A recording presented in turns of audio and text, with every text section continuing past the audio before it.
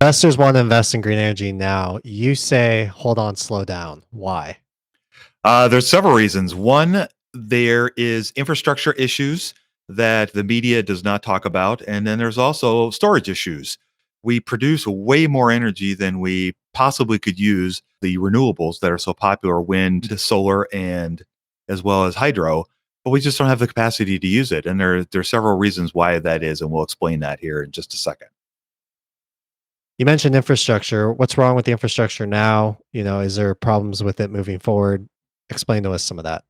Yeah, there are some issues and there's some structural issues. So some of the issues that I have discovered with what's really going on is there are several things when you think about kind of how electricity goes from where it's generated to our house. So there's a form called the grid, and there's four grids across North America. And ironically, none of them are connected or they're barely connected. And so one of the bigger issues is that the power that's generated in Oregon cannot be transferred, transmitted, however you want to move it from there to, let's say, Indiana. It's not possible the way that the grid is set up and the combinations. So there's some structural issues in that regard. Then there's also the simple fact that the power that is generated from a solar panel or a wind turbine is more powerful in many cases than the wiring that transports it from the generation to the utility that goes to us. And in essence, it melts the wiring because the wiring that was built 50 to 100 years ago, which in many cases is still in use, it was not designed for that. And so what's going to happen with the structure is they're going to have to replace all this wiring, replace all the capacitors, all the substations, all that stuff. And that all costs money, lots and lots of it.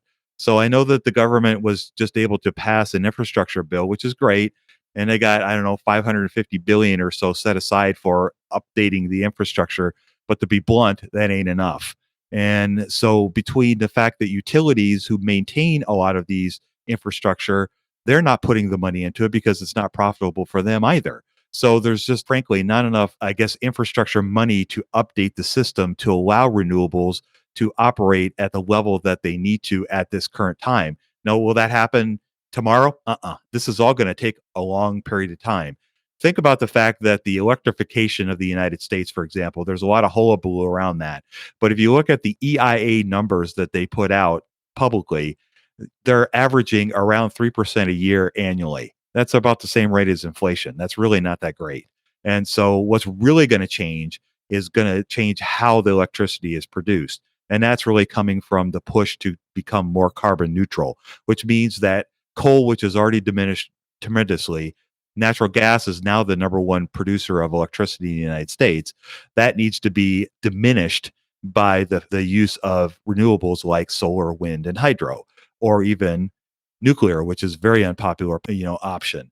But it's energy dense. There's lots of great energy that can produce from that. But likewise, the reduction of fossil fuels is at this point, it's not going to go away 100%. So that's really the biggest issue right now is the infrastructure and the lack thereof of investment to upgrade it to allow it to be utilized the best. That the energy can't travel from, let's say, Oregon to Florida. Why is that an issue for renewables? The main issue for renewables is the simple fact that the wind power or the solar power, they produce enough energy to power the majority of the United States. They do. There's no getting around that. The hard part about that is we don't use it in a timely manner. So if we think about when power is generated, especially for renewables like the sun or the wind doesn't always blow and the sun doesn't always shine. So what happens is that we use the majority of our power in the United States at nighttime. When all of us get home from work, we fire up our computers, we turn on our TVs, we cook our meals. That's when the majority of the electricity gets used. And the way that the system works, it's on a demand basis. So in other words, when you turn on your oven or your microwave to cook your dinner, that power is not just sitting there waiting for you. It gets generated when you turn it on. And so, because renewables, if the sun isn't shining at 8 o'clock at night, at least it isn't here in Chicago, there's no power being generated from solar. And so, there's just a limited timeline when it's generated and it can't be used. And so, it just goes to waste at this point. Then I guess that would beg the question, why can't we just store it? Because we don't have the capacity to do that yet. We don't have the technology to store it on a grid level basis. And you think about the electric car batteries, for example, those are pretty big and they can store a small amount of energy to power the vehicle. But the sheer number of gigawatt hertz that we need to power a city like Chicago is, I don't know, 100 billion times larger than your car, and we just don't have the technology or the minerals to efficiently store the electricity, and that in itself becomes a big issue.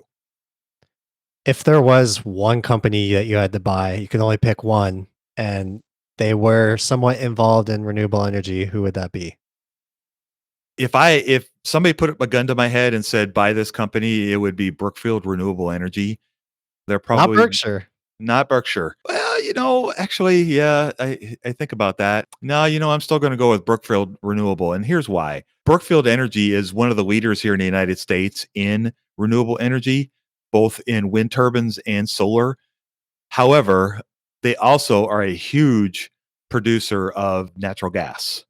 And so they move natural gas. They own one of the largest pipelines in the West, and they help move natural gas around the United States. And so they do a great job of helping produce electricity in the United States, but a good portion of their revenues rely on that natural gas. At some point, because of the public push to reduce carbon emissions, our reliance on natural gas is going to have to reduce. There's just no other way around that. And I worry that that could, in the long run, damage Berkshire Energy's impact on their revenues. Whereas Brookfield Renewable is 100% renewable. They only buy assets that generate renewable energy, i.e., hydro, which is their main source. You have a larger portion of wind and then a smaller portion of solar at this point. So they're a bigger producer overall worldwide of renewable energy than Berkshire Energy at this point. And you actually did a video on them. You did a video on another renewable energy company, Berkshire Hathaway. So both Brookfield and Berkshire are leaders in their different sources of renewable energy. So if people are interested in that, I'll highly recommend checking out Dave's videos on that.